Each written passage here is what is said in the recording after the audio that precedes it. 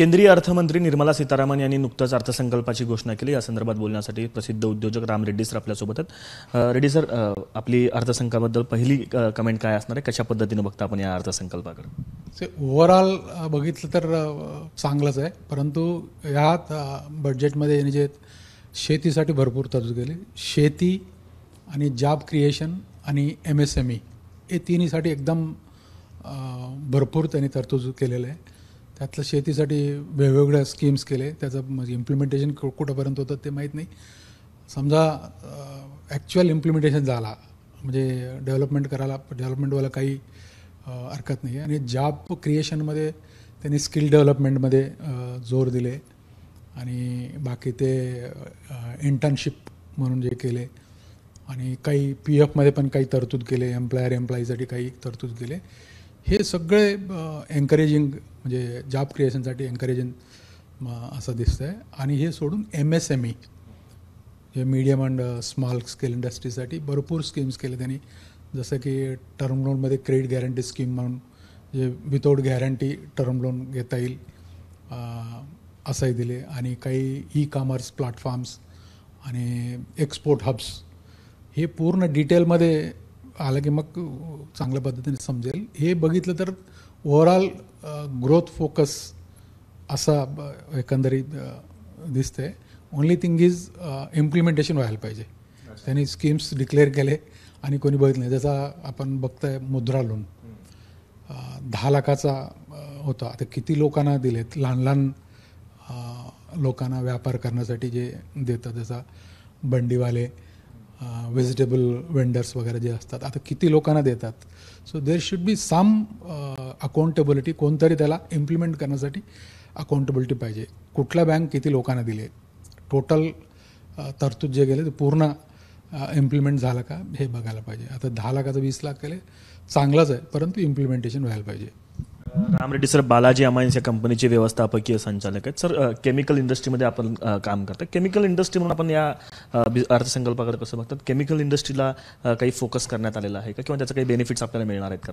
दिले त्यांनी काही मेडिसिन्सवर जे केले तर इनडायरेक्टली बेनिफिट होणार आहेत, कारण आपण आपला म्हणजे as a Balaji amines we do the basic chemicals. 60% of आमचे प्रोडक्ट्स लाईफ सेविंग ड्रग्ससाठी जातात, त्यातला कॅन्सरही आला आहे आणि देर आर 2-3 ड्रग्स पण त्यांनी हे केलेत, त्याच्यासाठी जाणार आहेत। आणि ॲग्रिकल्चरला पण आमचं प्रोडक्ट्स जात असतात, इनडायरेक्टली ते बेनिफिट होणारच। आणि बाकीचं त्यांनी कॅपिटल गेन्सबद्दल काही केलेत, अजून क्लॅरिटी नाही आहेत। शॉर्ट टर्ममध्ये ओव्हरऑल याच्यामध्ये जो डिस्करेज म्हणणारा जो एक सब्जेक्ट आहे ते कॅपिटल गेनबद्दलच आहे। शॉर्ट टर्ममध्ये त्यांनी 15 ते 20% केले आणि लाँग टर्ममध्ये त्यांनी 10 to 12.5% जे केलेत। जे लहान लहान इन्व्हेस्टर्स आहे, शॉर्ट टर्ममध्ये करणारे, शेअर्समध्ये इन्व्हेस्ट करणारे, त्याच्यासाठी थोडा निगेटिव्ह आहे। आणि एक पॉझिटिव्ह म्हणजे तुमचा standard deduction, angel tax cancel करणे आणि सॅलरीजवाल्यांना 15,000 ते 17,000पर्यंत काहीतरी बेनिफिट होते, 17,500 तो एक बेनिफिट आहे। आणि दुसरं एक TCS टॅक्स जो 1 लाखपर्यंत होतं त्याला 1.25 लाखपर्यंत गेले। These are the benefits for the large, म्हणजे आमच्यासाठी इंडस्ट्रीचं सोडा, पण जनरल पब्लिकला लार्जमध्ये जे बेनिफिट येणार आहे नक्की फायदा होईल ते। आणि इंडस्ट्रीचा जेव्हा टोटल बजेटचं डिटेलमध्ये येईल, कुठलं काही त्यांनी ब्रॉडमध्ये त्यांनी सांगितलेत, काही कस्टम्स ड्युटी कमी केले, जास्त केले, काही प्रोडक्ट्समध्ये वाढवले, म्हणजे डोमेस्टिक इंडस्ट्रीजना चालना देण्यासाठी। ते जरा डिटेलमध्ये आलं तर मग समजेल आपल्याला। कॅपिटल गेनबद्दल थोडासा संभ्रम अजूनही लोकांमध्ये दिसतो, त्याचा परिणाम शेअर मार्केटवरती देखील परिणाम आपल्याला पाहायला मिळाला। आपण कशा पद्धतीनं समजताय आत्ता, कारण क्लॅरिटी अजून त्याच्यात येणं बाकी असं वाटतं आत्ता?